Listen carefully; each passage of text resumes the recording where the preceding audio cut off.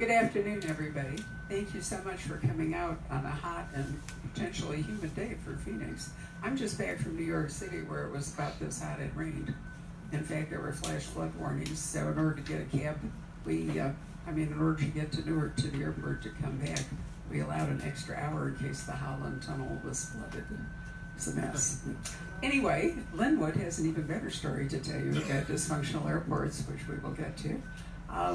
And today, I'm delighted to say that Peng Shepherd, whose book of M was our June sci-fi fantasy thriller, has come in to talk to Linwood. They're both authors from HarperCollins, and we thought it'd be fun for you to have somebody exciting and new talk to somebody who's exciting and older. And I say older in the sense that Linwood has signed here several times, and we've been friends for a really long time. When did you start publishing? I was going to say so much older. No, when did I start? I think the first time I was here. Off, having done that. Well, this is yours. Take that. Yeah. Oh, I think the first time I was, it's just my third or fourth time here. I think it's the fourth. Yeah. And it's always the best stop on the tour. Because it's just, first of all, you get to go to the best bookstore in the country and browse around before the event. And the Hotel Valley Ho is such a cool, crazy place. I love that. So it's very nice. Is that what you're saying? Yeah. That's so cool. Over to the Valley Ho, which is, I think, approximately a 1-minute walk. But I think Barbara insisted she come pick me up in the car because she figured by the time I walked here, I would be dead. And I totally get that now.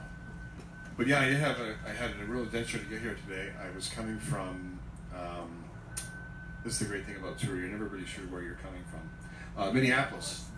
I was coming from Minneapolis, and I got to the airport an hour and a half ahead of time, and when I got there, I could barely enter the terminal for the crush of bodies everywhere throughout the entire terminal. I thought, what is going on? What a huge tour is heading off somewhere. And I had soon discovered that one of the scanners or something for security had broken down, and the entire terminal was filled with people in lines snaked like this to try to get through security. And I thought, there's no way I'm going to make it. I mean, even though I was there an hour and a half early. And then, and after I'd been in line for about 40 minutes and wasn't moving, and I thought, this is it, someone went by and said, and if you're in business class or whatever, you can go over here to this other line that doesn't really exist at all, it was so short. And I had publishers, or at least mine, are not planning to send me everywhere first class. So yesterday I had actually upgraded myself when I checked in, and if I hadn't done that, I wouldn't be here. So it all worked out. So I got through, and even then, once I got through, I literally ran to the gate. But I'd never seen anything in 40 years of air travel, anything like it in my life.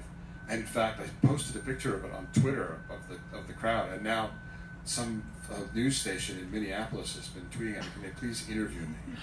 I said, well, I have a book with that right now. You guys should all go on his Twitter and look at the photo. I just saw it right now, and there's not even a line. It's a mass. Bodies. It's just a mass. It was just unbelievable. Well, we are very glad that you made it. I'm very happy to have you back here. I'm delighted. I'm delighted to be here. Before I left on tour on Wednesday. I live outside of Toronto, and I'd only been home 2 days after, and I'd come back. I'd done a week-long tour in England for the book, and so if I nod off in the next hour, just give me a nudge. Yeah. It's starting to hit me. Yeah, it's what, 8 hours ahead? England? They would be 8 hours okay. ahead, and I think I'm 3 hours. Home is 3 hours ahead. Right. But I'm still on Minneapolis time, which was only an hour off. Okay. But whatever it is. The last time I came back from a U.S. tour, and I went through Canadian customs, they said, "Where are you coming from?" And I went, I honestly did not know, because you fly every day, you're in a different place every day. I had no idea where I'd been. And I had this long pause, and I said, I think Florida. And that's when they think, I guess it's time to get the drug-sniffing dogs. Well, wait, where are you at? Real quick, before we get to the book, where are you going tomorrow? Tomorrow I'm going to Houston to learn to buy the book. Okay. And then the day after that, I'm going to some big library event in St. Louis, and then I go home on Wednesday. Oh, and that's the end?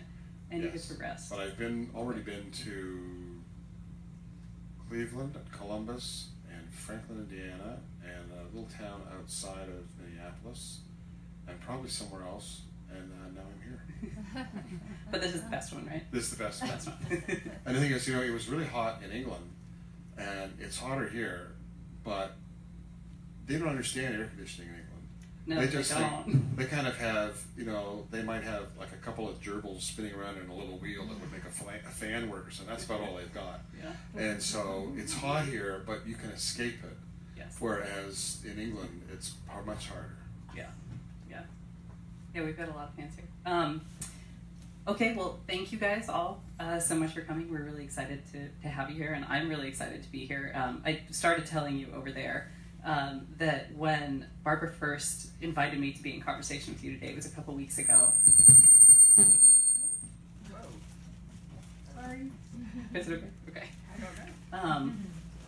And I was mid-travel at that point, and I was only getting back here to Phoenix about 2 days before this event, and so I said, well, can you send me the book, to Philadelphia? That's where I am now, because I'm afraid I won't have time to read it. No. She sent it to me. I read it in one long, just obsessed, terrified sitting. So I definitely could have gotten the book 2 days. It's that good. So I'm very excited to talk to you about it today, and kind of learn more about it. So where did you? Well, actually, wait. Should we start with a? Do you want to give a kind of brief overview? In case. Sure. So the story's about a college professor named Paul Davis. And Paul is out late one night coming back from an event at the school, at the college, and he sees this Volvo station wagon go by, which he recognizes as a colleague, a fellow named Kenneth. And Kenneth is driving somewhat erratically, and Paul wonders if there's something wrong or if he's been drinking, and so he starts to follow the car, which also makes an odd stop behind a building near a dumpster, and then carries on, and then heads off the road, and Paul follows him in, and Kenneth is about to unload the bodies of 2 women out of the back of his station wagon, and Paul nearly ends up as victim number 3, because not only does Kenneth have a couple of bodies, he also has a shovel with him. He has a plan to kind of get rid of them, and so Paul takes a hit in the head, and luckily there was, as fate would have it, a police car was driving by around that time and saw something funny and stopped. So we move ahead a few months, and Paul is recovering. Kenneth is in prison, and Paul's recovering, not just physically from this injury, but he's got kind of post-traumatic stress disorder. He's really messed up, and he's having nightmares, and he's, if a Volvo wagon goes by, he thinks it's Kenneth, and he's having memory lapses, and he's seeing a therapist, and he says to her he thinks that maybe something would help him come to grips with this, particularly this finding out that this guy who was your friend, that was this monster, that maybe writing about it would help, be sort of therapeutic. And his wife, to inspire him, buys him, because he loves them, an old manual Underwood typewriter. Not that he'll actually write on it, he'll still use his computer, but she buys it as a kind of piece of art for him, which he loves, and has it in his study. And this seems like a really great idea, until in the middle of the night, not long after that, Paul starts hearing, he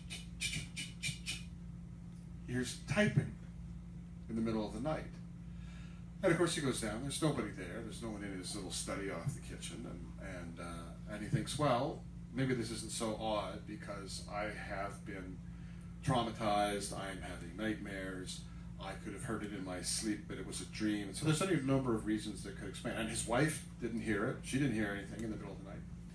So, but this happens enough times that he's starting to be very concerned about it, so he thinks, well, the obvious way to prove that that it's all in his head would be to, before he goes to bed, just roll a sheet of paper into the typewriter. And in the morning, when there's nothing on it, that will prove that he's just been dreaming it. Except that's not the way it turns out. And Paul also comes to realize that before these 2 women were murdered, they were forced to write letters of apology on an old manual typewriter, which the police never recovered. And he's starting to wonder if somehow they are trying to send messages to him, that maybe this is that actual typewriter. And you'll sort of think, so is it really a paranormal thing? Or is Paul imagining it? Is he delusional? Is he actually himself getting up in the night in a kind of sleepwalking effect, writing these notes to himself. And so, or is this some elaborate, is something even worse at play here? And that's really our jumping off point for this book. And I had a lot of fun doing it. I mean, I kind of got inspired by it because I love old typewriters, and I bought this beautiful old Underwood. And if you look at the old typewriters, you look at them straight on, they have this kind of smile to them, because that's the keys are arrayed in a semicircle. And the longer I look at this typewriter, the smile was looking less and less friendly to me. And that's kind of how this thing's got going. Is that what? Has yours ever made any sounds? Not yet. Not yet. Not yet. That's really fascinating. So you own this typewriter yourself, and Yeah. that's kind of what got you. That's what. It's honestly, I can't remember if I had the idea first a few years ago and then just happened upon a typewriter and bought it, or if I bought the typewriter first and then the idea came to me. All I know is I'd had an idea like this a few years ago, and when my wife and I were in New York 2 years ago, around the time of Thriller Fest, and I was going to be meeting with possibly a new editor. I was going to switch publishers, and I was going to pitch to them an idea for a novel. And my wife and I were sitting in a diner, and I said, one day maybe I'm going to write that typewriter book. She said, what typewriter book? I said, I've told you this story. She says, you've not told me this story. So we're sitting in this diner, I tell her the story, and the more I tell her, the more she looks terrified. She says, why aren't you pitching that story? So I totally, I was going into meetings the next day, and I totally switched gears, and that's the one that I pitched. Oh, wow. So you really just, you wouldn't have had that much to it at that point even. It would have just been kind of, you'd been thinking it for a while, but you hadn't prepared it. And I, by age, I was in town, and I called her up and I said, I'm thinking about going into meetings and doing something totally different. And we sat down and we talked about it a bit, and I didn't have to write. I knew I could just go in and talk about it. Mm-hmm. And that's what I did. Oh, well, that's really interesting. Did you find, so you could say this one has, without giving away more than what you just said, it has an almost possibly supernatural bent to the story. Well, that's kind of the question, isn't it? Because it's, a lot of people say, oh, is Barclay now going to write paranormal novels? And you'll have to read the whole thing to find out. This is a really hard book to talk about. I think it is, of all books I've ever written, this is the hardest book to talk about. Because there's so many things that could be spoilers. And it also has, I love to put lots of twists in my novels, but I think I have more twists in the last third of this book than I have in the last 4 books altogether. Not a twist. And so it's a tough one. It's a tough one to talk about. So, but I'm hopeful that I've given enough of a hint of what it's about that people are, okay, I'm in. Yes, yeah. Well, maybe that's why I wrote my questions out, so I can make sure not to stick straight to it and not spoil anything. But if I start to, just be like, stop. But I guess we could talk about, when I think of thrillers, I tend to think of stories where the central question is around kind of a person, whether it's the victim or the murderer or a stalker or something like that. But this story, the central thing is it's an object. Everything is around this typewriter and what's going on. Did you find that? Is it different to write where the central thing is an object? Because there's, no point of view from that, or? Well, I didn't really think about that. I think that it still has at its core, there's a character, and that's Paul. Yes. Because it's Paul who is very much at the heart of the story, because he's the one who's dealing with the sort of madness of he's the one who hears the typewriter. Yeah. So it's still very much centered around the individual, but you're correct, there is a thing here more than there has been anywhere. This is my Maltese Falcon book, I guess. Yeah. It's a thing. Oh no. What do you got? We have a genuine antique typewriter. There you go. If you could just move that for a minute. I should have thought of it. Put the book on top, maybe. Yep. And Oh. look, this is a genuine Underwood antique typewriter. That's It's perfect. Champion. Now I love you it. can talk Now about that's not the Steve, but it's the sound. I'm not hitting them hard enough here, but Yeah, it's we that need to it's that. When I was actually writing, I thought, what is the sound Yeah. when you write it down in print? And I thought, chit chit chit chit chit chit was as close as I could get. And then of course, ding is very easy to spell, and when you get to the end. But it's this one. Now the one I have, this part here comes down much deeper, so it does have that kind of semicircle. But I just love them. They're such neat machines, and of course there's early on when he first is given this as a gift by his wife, his son is looking at like, well, what is that? How do you use it? Like, what is it? And he said, well, this is what you write on. You put it in a piece of paper, and so it has the printer built in.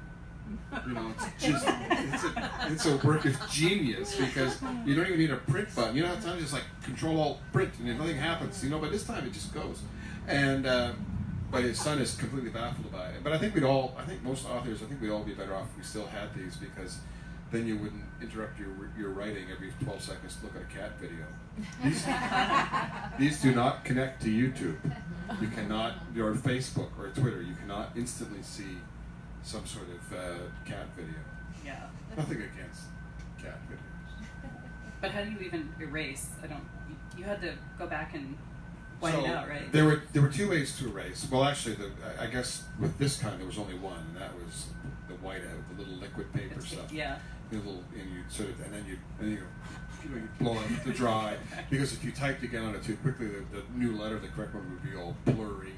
And then when I was in my later teens, I got a Smith Corona electric typewriter that had cartridges, and so you had this cartridge that went in, and it popped in and out. The ribbon was built into this cartridge, so if you made a mistake, you'd have your cartridge in, and you had a correcting cartridge with white film in it. So you'd make an error, and think, oh darn. So then you would pop out the black ribbon cartridge, put in the correcting cartridge, backspace, find the spot, the mistake you'd made, type over the mistaken letter with that letter, and then you would pop out the white cartridge, then you put the black cartridge back in and resume. And at the time you thought, technology is amazing. This is so convenient. This is so great. Which of course, it only took like 5 minutes to correct a typo. And and I thought, wow, this is so much better than the liquid paper stuff. Oh gosh, my mom had a typewriter when I was probably like 7 or so when we phased it out. But I remember doing the whiteout thing and thinking, I can't remember what I was going to write after this. What was I going to say? If we're talking about typewriter technology, I'm going to interrupt for a minute. Because at one point in my career, when I was earning my master's at Northwestern, I was the department secretary for the chemical engineering department. And I made enough money to pay my tuition by typing dissertations and theses, which were entirely filled with Greek and other mathematical symbols and so forth. This Ibm Selectric had been introduced, and what it actually had was a ball that you could insert, or it had keys. And there was a place, and so each plastic key, it was like a printer's tray, where you used to have the movable type, and you would pull out like an E and lock it in a frame to make words. Any of you know about movable type? Have you ever seen it? Well, this was a version. So you would take a plastic key and slide it into the slot and put in your symbol, and then take it out and put it back in the complicated tray and so forth. And we had whiteout like we use nail polish. Everybody had whiteout, and you would have to thin it out and do it all along up and up. Eventually, I got carpal tunnel in my shoulder from this constant, putting in a symbol and putting it back. But it was the only way that you could reproduce it. Later, when I was a librarian at the Library of Congress, and they were upgrading the card catalog to digital, the problem was there was no typeface for like the Russian alphabet or the Chinese alphabet and so forth. So the original recataloging had to be done in English. Well, they tried to develop an electronic version of other alphabets and symbols and so forth. Now it's so easy, we didn't even think about it, right? Although you still have, if you're using Word, a little place where you have to click on symbols in order. So you still have not entirely gotten away. And on your phone, you have to move up to a different keyboard. So the problems still kind of exist. They're just in a different form, but the sound of a typewriter was wonderful. And then if you had carbons, you actually had to razor blade it out if you made a mistake with carbons. So it was an extremely, on the other hand, very few authors revised. Once you typed it, you stuck with it, right? Because it was just so much work. And I wonder if I think sometimes too prolix, there's too many words in a lot of books anymore, never yours, of course. Partly because it's just so easy to to produce them when it used to be more effort. And when I first started in newspapers, the first 4 years I spent in newspapers were before we started doing everything on a computer terminal. And to me, a newsroom full of typewriters is like a symphony. It's just such a fabulous sound. And especially when I first got to the Toronto Star, which is the biggest paper in Canada, and it was a massive newsroom. It looked like a scene out of All the President's Men or whatever, and you got all these people typing away at deadline. Just a great sound. And then of course we all went to computers eventually, and it's all sort of it's all you hear. It's awful. But it was wonderful, and of course when you're writing on a deadline for a newspaper, you're writing on these little sheets. You didn't worry about whiteout or anything else. It was just sort of X. Went back over the stuff that was wrong, or then when it got to the copy desk, you just penciled it out and scratched it out, and away you went. And so you didn't get too slowed down that way. But I can remember in a newspaper when to speed things along, we wrote on what we called takes. We call them, what do you call those sheets of paper? They're only about this deep, and they're triple carboned. You can rip them off. So they're only about that deep. You would write stories on them, and so each take would accommodate maybe 2 to 3 paragraphs tops. And I can remember on deadline writing on a take and handing it out, and as you took each take out of the typewriter, someone would grab it and run it. They would be editing it take by take to get it ready for page 1 or whatever. It was a fun time. Those times are all over. Well, actually, speaking of typewriters and people writing on typewriters, even though we don't do that anymore, and so revision is a little bit easier. When you write, because when I think of thrillers, they are so tightly plotted, and everything's woven together, and everything means something, from the leaf that falls to the... and so when you write, do you kind of know all of this? Do you outline? Do you just go for it without... Before I start, whenever I start any book, I need kind of what I call a what if hook. So, what if the guy started hearing a typewriter in the night? And so I need that to begin. And then once I have a what if that I like, I want to know what set of circumstances got us to that point. So I want to know the foundations of the story. I want to know who's done what to whom, and all those sorts of things before I begin. Because every time I write a line of dialogue, I want to jump into that person's head and know that what they're saying is a lie or it's not a lie. I want to know all those things before I start, and you're sort of jumping from head to head as you write dialogue. And then I want to know sort of what the ending is, where I end up. But once I have that, I start. I can't figure out what I call the huge mushy middle of a book. Yes. Until I get into it. I don't see the opportunities that exist in the book until I get going.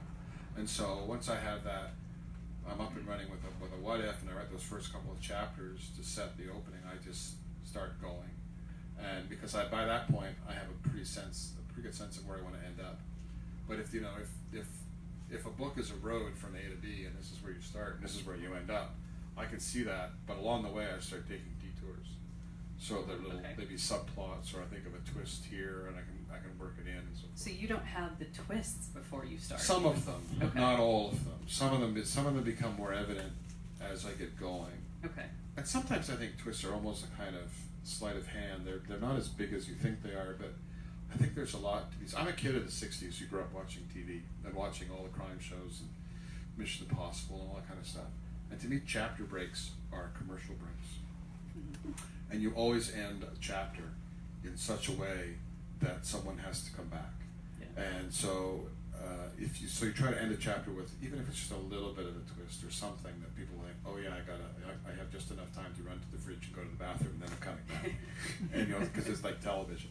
And so I always think of that. Sometimes I'll read people who put what I would call a twist in the dead middle of a chapter, and I think it's wasted there. Like it's wasted. Like there's something about when you read a book and hitting that white space, and then the next page, and then there's a number, and then there's more. Mm-hmm. That it's graphically creates this sense of suspense or something. And so I try to save those moments for that. But a lot of twists become evident as you're going along. Sometimes you think of a twist later on, and then you have to go back into the book earlier on and set it up. Right. Which is another reason why computers are so much easier than typewriters. Yes. Yeah. So what would you say makes a really satisfying twist? Because they seem like the hardest and the most important part of the book to pull off sometimes, especially in a thriller. I think, first of all, I mean, a lot of times when I'm writing, I can't always do this, but a lot of times when I'm writing a chapter, I think, what's the sort of logical way that this chapter will end? And then I will think, is there some way that I cannot have that happen? So that I'm surprised. If I'm just going to write the ending that I know is coming, then it's not surprising to me, then it's probably not going to be surprising to a reader. So I try to think, is there some way I can end this chapter that's just, even if it's a little bit of something that just kind of throws you off. But I think the best twists are those that they make you stop for a second. That you just sort of go, I mean, there's a couple of moments I wish you'd do another book. William Landay's Defending Jacob. There's a moment or two, there's at least one moment in that book, and this hardly ever happened to me, where I just stopped. And I just was numb. I just sort of closed the book and I went, holy mackerel. Like everything, the whole world just turned upside down at that one moment. And when you can get a thriller that will do that, that's gold. Yeah. Well, the many twists in this one where I did not see them coming, and I can't say more than that, but I think that I think it's one of the best twists I've ever done, and most people. And yet somebody went on Facebook yesterday, just read your new book. I saw it all coming. I figured it all out, and I wanted to write back, "Good for you," but I held back. But I think that they're pretty well. I mean, there's at least one twist that I think you might see coming, but then even the rug gets pulled out. Oh man, yeah. I was blindsided every time. No, it was so great. It was great because I think it's really hard to do now because we are all, as readers, we're just so used to narrative. We understand it really well, and we watch so much Netflix, and some people play video games, and we read so much that we're all really good at understanding narrative, even if we don't know that we're doing it. And I think it's really hard to actually trick a reader these days. So. And I think you managed to do that. The bar has been raised everywhere. Yeah. Which is why I've stopped watching The Affair, because we were watching it we have quit. We were watching the other night. My wife's sitting there saying, "He's going to have an affair with the principal," and then it turns out that guy's going to turn out to be her son, and it's like everything is telegraphed so far ahead, and then it happens, and I think, why are we watching this? Like this, you can read every twist in this story a mile away.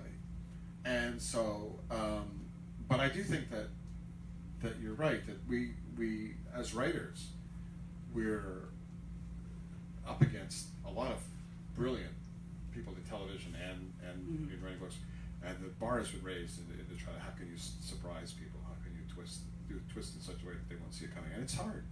And someone asked me at an event this week, if writers are very competitive with each other, and I said that my sense is they're the most collegial bunch. We all get along really well. We have a great time when we get together. I think that our competition is television. I think that when I got to Thriller Fest a couple years ago, and I'm there and I'm talking to all these different writers, and somebody was saying, have you seen Ozark yet? Have you watched The Night Of, or have you watched The Night Manager? And then it hit us that we were all writers and we were all talking about TV shows. Yeah, that's yeah. And so I think the challenge now is, and because you can consume programming now in the same way that you can consume a book. Mm-hmm. You can watch one episode and you say to your spouse, one more? Yes, one more. And so you have another one. And those are hours that we used to spend reading books. Mm-hmm. So I think that's, in so many ways, is our competition, is how can we get you to just stop streaming stuff for a while and read a book? Yes. How are we on time? Oh, you're fine. You've got Okay. Lots of time. Okay. I've got like 2 or 3 more, and then we can sort of open it up, I think. These are the more serious, so let's try not to spoil anything. But like you said, in your synopsis of the novel, that in the very beginning, we discover with Paul, the main character, that kind of his mentor, or his friend, who was a man that he admired greatly, is in fact a killer. And that really shakes him, because there's a tension between I mean, there always is a little bit of a tension between mentors and mentees, maybe, but a lot of times mentors are, like you see them as somebody who could do no wrong, and then Paul has got to reconcile this idea that this man is actually like a terrible person. And I was just sort of wondering, you know, hopefully your mentors have not killed anyone, but, you know, do you have As far mentors? as we know. Yes. Yeah. You know, I had a couple of amazing mentors. That in particularly in writing, doing the kind of thing I like to do now, and what I am doing. I had two wonderful mentors. Both, neither of them still with us, but one was at the time one of the sort of iconic, most famous Canadian literary writers was a woman named Margaret Lawrence, who was just magnificent, and she became a friend and was very encouraging, and you know, at the time when I was in university and after. And then the other one, the really big one, was Ross MacDonald, who wrote the Lou Archer novels, whose real name was Kenneth Miller. And I see you've still got, you know, he's still in print, you've still got them over there. And he was incredibly encouraging too. I had written to him when I was in university. I was going to do a thesis on the private eye as an iconic figure in literature, but I really wanted to look at Lou Archer, his character, and so I wrote to him. His publisher said, "Are there things you could point to me to, like that have been written about you?" And he wrote back and said there was a Newsweek cover story, and there was this, and there was that. And then I did, you know, I've told the story before, but then I did this awful thing because I wrote back to him and said, "I've written this novel. Can I send it to you?" Oh no. Yeah, no kidding. I mean, we now know what an imposition that is, or can be. And he wrote back and he said, "Sure." Oh, that's awesome. So I would have been, how old would I have been? I guess I would have been 19 or so. And I sent him this book. And he wrote back and he said, "I think it needs a subplot, I think it needs this, but it's really good." And so we had this very long correspondence back and forth. He lived in California, in Santa Barbara, and I'm way up in sort of cottage country of rural Ontario, northeast of Toronto. But I think one of the reasons maybe he took an interest is that's where he grew up. He grew up in Canada. Oh, okay. In that part of it too. And so I got a call from him one time, I got a letter saying, my wife Margaret and I, Margaret Miller, who's also was a highly regarded crime writer, and her books are on the shelf over here too, are coming to Canada, and we're going to be up near where you live. Would you like to have dinner together? Now, So I don't know who your favorite writer in the world is, but if whoever it is got in touch and said, "Do you want to have dinner?" That's what it was like for me. And so I spent this entire evening with him. I gave him a tour of the university. We had dinner and talked about this and that and so forth. And to this day, I still can't believe it happened. And he wrote. Sometimes it's hard for me to say this because it's very emotional. But I brought with me my hardback copy of his sort of second most recent novel called Sleeping Beauty, and asked him to autograph it for me. And he signed it May 1st, 1976, for Linwood, who will, I hope, someday outright me. And of course, that's the single most treasured book on my entire shelf at home. Yeah. So he was a wonderful mentor. He was very encouraging, and I think part of it was that there was a guy who, you know, saw in this kid. At that point, I was 21, and would take an interest. And I thought maybe this is something I could do. Now, it was a long time after that before I had my first novel published. My plan was to just finish university and become a best-selling novelist. Somehow that didn't happen because the books I was writing were really not that great, and nobody wanted to publish them. And thank heavens for that. But both Kenneth Miller was his real name. Kenneth Miller and Margaret Lawrence were incredibly encouraging, and really were mentors. That's wonderful that they did that. So in addition to the mentor and heroes theme in your book, I thought there was also this other really interesting concept, and that's like trust versus truth. Because in the book, like I'll try to stay away from spoilers, but like you say, Paul gets this typewriter that's a gift, and then he thinks he may be hearing it typing on its own, but of course his wife doesn't hear it. Probably his psychiatrist is a little skeptical. His best friend is trying to be supportive, but also, doesn't believe it. And Paul also knows that he's suffering from PTSD and having memory lapses as he recovers from, the blow that he got on his head. And so he you know, you always want to trust yourself, but you also, in this case, he knows he shouldn't trust himself, you know, but still wants to because things seem so real, and there's a lot of tension between truth and trust in your book. Yeah, you're right. And it's not, and it works in all directions. Can I trust those around me? Can I trust myself? Mm-hmm. You know, I clearly couldn't trust those around me if this guy who was my friend could do something so monstrous. But now I don't even know if my own perceptions are real. Right. And if they are real, holy mackerel, what does that mean? Does that mean that these messages I'm getting in the typewriter when I look at the paper in the morning, are they actually from these two dead women, and how could that even be possible? Right. And so he starts thinking someone's breaking into the house and leaving them. And, you know, so he's kind of trying to explore every opportunity. But he really is like, he doesn't know. He does reach a point where he simply does not know what to believe anymore. Yeah. And there are even moments where some of the other characters, like the wife and the psychiatrist and the best friend, feel like they should also trust Paulo on it too, even though it seems a little crazy. So everyone in the book is kind of trying to figure out how much do you trust. Yeah, they're trying to say that they're trying to be really gentle in how they do it, but they want to, you know, when Paul starts to believe that maybe there really is a kind of supernatural explanation, they hesitate. They don't want to tell him that he's crazy, but they're trying to suggest that maybe he really just might be, and then he needs to talk to some people about this. So everybody is kind of on the edge with what to believe in this. Yeah. And I guess they should have just asked the typewriter, like, what's the deal? Right. What's the paper to Come on. Yeah. This, by the way, is in absolutely pristine condition. It looks like what year is this one? it looks like you waxed it. My husband won it at a mystery conference. It was a prize. It's really gorgeous. That's And a it's just, great price. Yeah, it's just And I pristine. think if it's oiled, our plan was to put paper in it, listening to everybody, put paper in it, leave it here in the store, so you could write a line or two as you wish. So I'm gonna put it, it got derailed to the back room because we were waiting for the oil to come and fix the keys because you couldn't really strike them. But I'm going to set it up when we're There's a store in Ann Arbor that started doing that. That has that. It's not quite the same as what you want to do, but they've kind of have an old typewriter in place, and I think people are I think they're encouraged to write not necessarily the first line of the story, but just what's on their mind. anything. Yeah, and I think they even compiled things that people had written.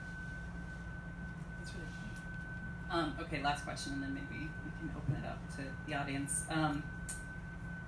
Why do you think people like thrillers so much? Why do they like to be scared? Yeah, that's a good question. I mean, why do we like scary movies? Why do I watch Psycho and Vertigo and all those over and over and over again? I think there's a certain amount of fun in the exhilaration of fear that is manageable. I mean, we can, fear gets the heart going. It gets there are all these sensations. You get the goosebumps on your arm. You're sort of afraid to look. But at the heart of it is that you won't be hurt. That you will be okay. So you can experience this fear that is in its own way a bit of a rush without any kind of actual jeopardy. And I think that's I think that must be part of it. That's why why do people ride roller coasters and watch horror movies and so forth, because it is kind of a rush. But nobody's particularly anxious to put themselves in real harm where they might actually be could end up dead. But it's that vicarious kind of thrill, I think. And I think we all have it to some degree. We all like that. I mean, I think maybe the same. I mean, you could even look at it in other genres, whether it's romance novels and so forth, that we get to experience emotions and feelings that otherwise we would not experience. So I think there's definitely a lot of thrill in this one. So I think we're going to be experiencing that a lot when we read this. Well, thank you so much. And if you think that's scary, I'll say only one thing about next year's book, which is I have the first draft done, you will never ride in an elevator again.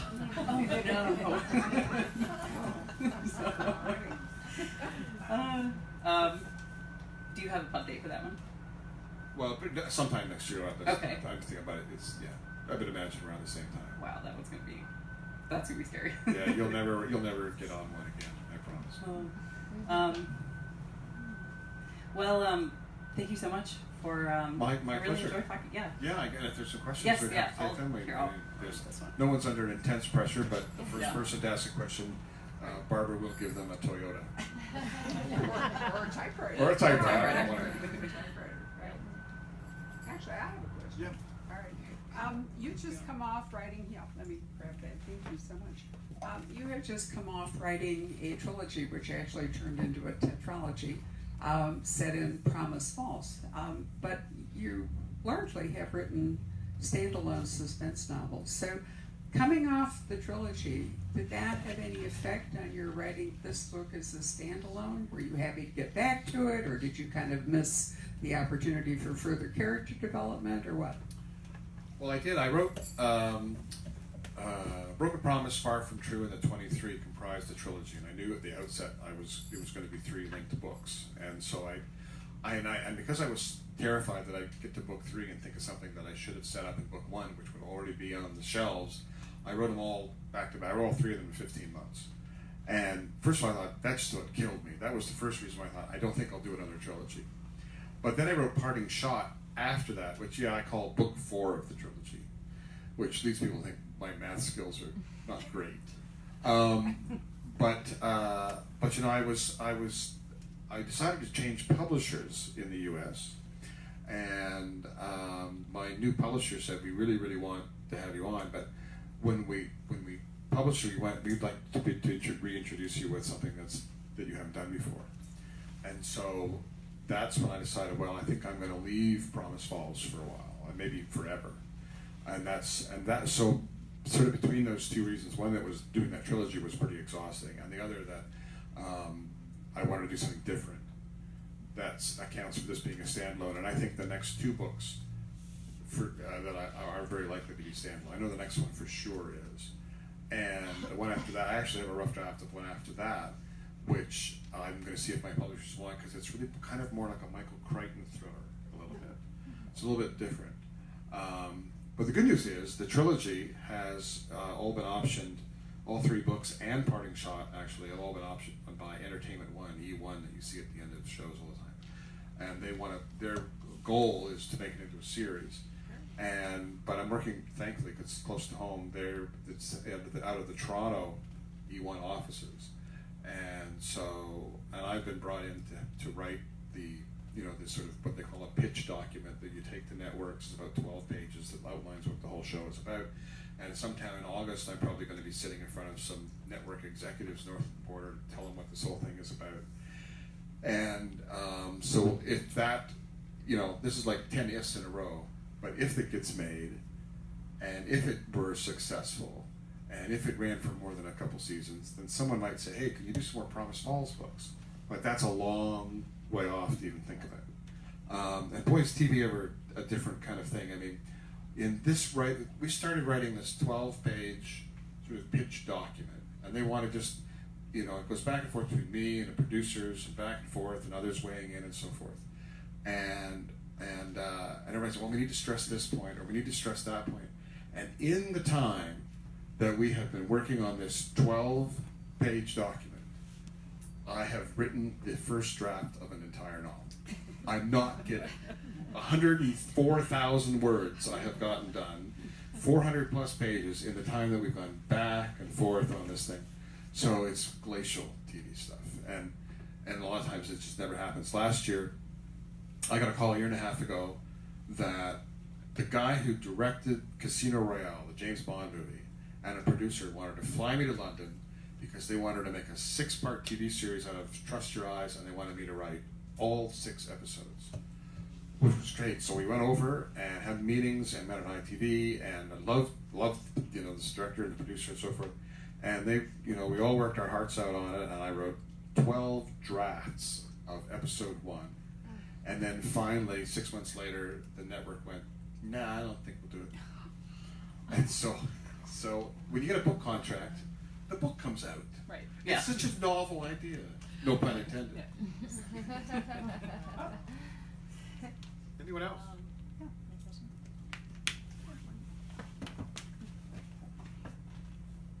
Hi, Linwood and Wanda. Hi. Nice to see you. Your stories take the idea of if you see something, say something, to a whole other level. And what's great is I think it reminds us that as very ordinary people, we can get drawn into some very dangerous situations. But the relatability that I love is that and you've mentioned it today, that we don't tend to believe ourselves. You know, if it might be this, but that person, I'm not going to say anything because that person's not going to believe me, and then ultimately I don't really believe myself.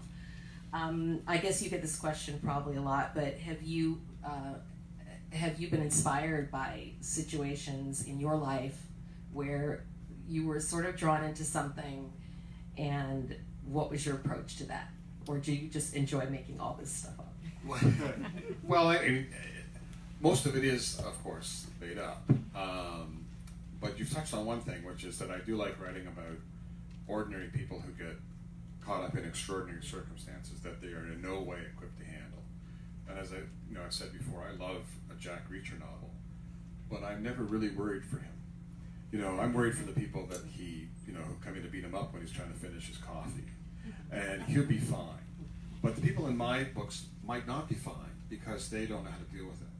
But as far as things that have happened to me, I find that I think at heart I'm probably an anxious person, anxiety-riddled person. I'm the guy who sees that the glass is always half empty, not half full. I always see how something could go wrong, and so I think that's part of what works when I'm thinking about stories. Like I might see a situation that is really not that extraordinary, but I think of, well, how could it be? And not that I've ever even written this, but I thought, well, what if you backed your car up in the mall parking lot and someone else backed up on the other side at the same time and you hit each other? And the other person, it's their fault, and you get quite angry with them and so forth and so on. And that person just happens to be the spouse of a drug dealer or something, and somehow that draws you into something. Or if a piece of mail gets delivered to the wrong house and you think I should do the right thing and make sure it gets to the right place. So it's things like that I think about.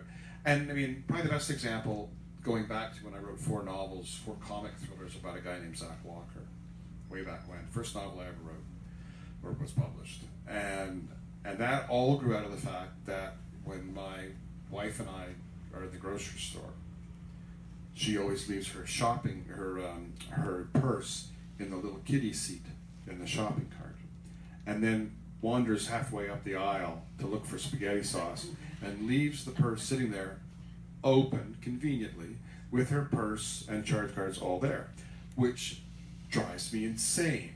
So I think, well, why don't I just put my wallet there too, so that if somebody goes by, they can have everything, And one time we were at the grocery store. And I thought that a really good thing to do would be to take her purse as if it had been stolen, and then toss it in the car. And after she panicked, she would learn a lesson. And the only reason I didn't do it was I wanted to live. And I thought that would not be. And then I thought, but what if I did? And Zach was born. This anxiety-riddled guy who's this drives him crazy. And so we lead up to a moment in the novel where he's again sees his wife has done this, and so he does that, what I was thinking of doing, and he takes that purse and he puts it in the trunk, and as he's and before he does it, he happens to say to his wife, so I'm just going to go, I'm going to wait in the car, I got some emails to deal with. She's okay. And he's waiting in the car knowing that she'll be out sooner or later in a panic. And finally the car door opens and she gets in and she says, they didn't have any of the stuff we needed, let's go to the other store. And so somehow he realizes that she doesn't even know she doesn't have her purse. She's actually forgotten her purse. And you know how it is when you want to pull a prank on somebody and that doesn't pay off. So he says to her finally, he says, where's your purse, honey? And she goes, oh my God. And then she calms down. And she says, you know how you've been saying I'm always leaving my purse and so forth and so on. So she said, I got one of these little fanny packs and I just wear it here. So I don't even bother with the purse anymore. So he thinks, whose purse is in the trunk of the car? He grabbed, and so, but that whole thriller came out of a very ordinary circumstance. And that's usually the way they happen. And so that's just kind of the way, every once in a while it'll maybe come from a news story or something. I'll see something and think, like in Parting Shot, there's a whole plot line in that that's very much inspired by a case that was in the news a couple of years ago. What was the name of that character? Was it the affluence defense or something like that? The affluenza defense, about this kid who had run somebody down with a car, but his defense was that his parents had so pampered him in life, and they were so affluent that he'd never been disciplined enough to know right from wrong, so they were going to get this kid off. And then he and his mom disappeared to Mexico. And I kept thinking about that kid, and I love that story. So that's very much a part of Parting Shot. So some ideas come from real situations, some just come from imagining how something ordinary could go wrong. And just one more thing. When did you know you were a writer, as opposed to wanting to be a writer? Were you a kid? Were you little? I was little. I was about this tall. That'd be a good question in advance. How tall were you when you decided to become a writer? So I was about that tall. I think I was in 3rd grade, and I was writing stories like crazy. And this actually ties into the novel. When I was 10 years old, I think, and it was taking so long to write stories longhand that we had this old Royal typewriter, and I asked my dad, teach me how to use it. And I got a 2-minute lesson, which here's where your fingers go. This finger hits this key, this one hits this key, and there's your lesson. And I started typing at the age of 10, and I very quickly was very quick. I could type quickly. And I was, I would love to tell you that my inspiration for becoming a writer was Hemingway and Dickens and so forth. But it was television. I was a kid of the 60s. I was obsessed with shows like The Man from U.N.C.L.E. and Mission Impossible, and so I started writing what we call fan fiction today. And an episode a week was not enough for me. So I would write 30, 40, 50-page novellas at the age of 11 or 12 based on my favorite shows. So that's what got me really going. All through my teens, I thought I wanted to be a writer for television. And I went to high school in a very rural area. It was sort of a farming area, and there was not a big demand for that there. And I would just go to the high school guidance office, and they had a binder that was like 6 inches, looked like the New York phone book, and it listed every possible career imaginable. And I think, wow. So I'd open up the S to look up screenwriter, and there would be siding salesman. There was never anything that I wanted to do in that book. Thank you. My pleasure. Anyone else? Have you ever written you said you wrote drafts of a TV script, right? Was that, to me it seems so different and very difficult, but do you find it? Well, I was writing some, I was wanting to write that when I was in my teens, and I would write some, but last year we got a movie made in Canada based on one of my books, Never Saw It Coming, and the director, the only one directed, was an old friend I used to work with at the Toronto Star at the paper, and we kind of reconnected because we both got houses in this neat little place in Ontario, and she said, have you got a novel that has not been optioned? And I said, Never Saw It Coming was a shorter book. It hasn't got much attention, but I always said it would be almost like a Coen Brothers movie. And she said, would you be willing to write a screenplay for it while I look for money? And so I wrote the screenplay. She got the money. We got Eric Roberts to star in it. And we got it made last year. Has anybody seen a show that's a Canadian-made situation comedy called Schitt's Creek? It's really funny. But anyway, the woman who's the star of that and Eric Roberts are the stars of it. And we're going to have a Toronto premiere for it next month. That's exciting. I think Eric's going to come up for that. But yeah, so it's my book, I wrote a screenplay, my friend directed it, and so we've been organizing all these things really for next month. And I don't know if there's going to be a general release. I don't know if it'll just go to Netflix. I don't know. That's out of my hands. But so I wrote that, and we got that out there. And it's something that I was not involved in, but they did make a 6-part series out of my novel The Accident that in France that aired a couple of months ago and got pretty decent ratings, which was nice. In fact, the producer said we had good ratings, and now people are asking, will there be a sequel? And I said, well, there's no follow-up story to The Accident. I said, but you know what you could do? I said, you could take my novel Too Close to Home and just make all the characters the ones from The Accident. He said, I'm already thinking about that. Could you speak to Toronto as a film hub or a television hub? Because it really is. Oh, Toronto's huge for film. And in fact, I mean, there's a massive amount of, like, The Shape of Water, for example, was all shot in the Toronto area, Toronto and Hamilton. In fact, when I was watching that movie, there's that scene where the older guy who's in the diner, and I went, oh, that's the Lakeview. I mean, I've eaten there. And so that was shot there. The Pacific Rim movies, one of which I saw someone watching on the plane today, which looks like the stupidest movie in the history of the world. But anyway, that was shot there. So there's a tremendous amount of film that's being shot in Toronto. And they shot, part It, Stephen King's It. The new one or the old one? The new one, Okay. which was last year, which came out last year. That was shot in Toronto and also in Port Hope, a little town on Lake Ontario in Ontario, which I know really well. And now they're shooting in Toronto the second part, because it was always intended to be 2 movies, Oh, because the that's kids meet Pennywise the Clown as they are children, and then years later they come back as adults to battle him, while the second movie is when they're adults. So not only are they making that in Toronto, but my future son-in-law is working on it full-time, which is so cool, because he's started doing film where he's working in props and set deck. And so he got this gig. It's going to last 6 months. He's working on it. And I just think that's so cool that he's doing that. So Canada really does subsidize, or does some very attractive things. Canada subsidizes with grants, but also with a much cheaper dollar.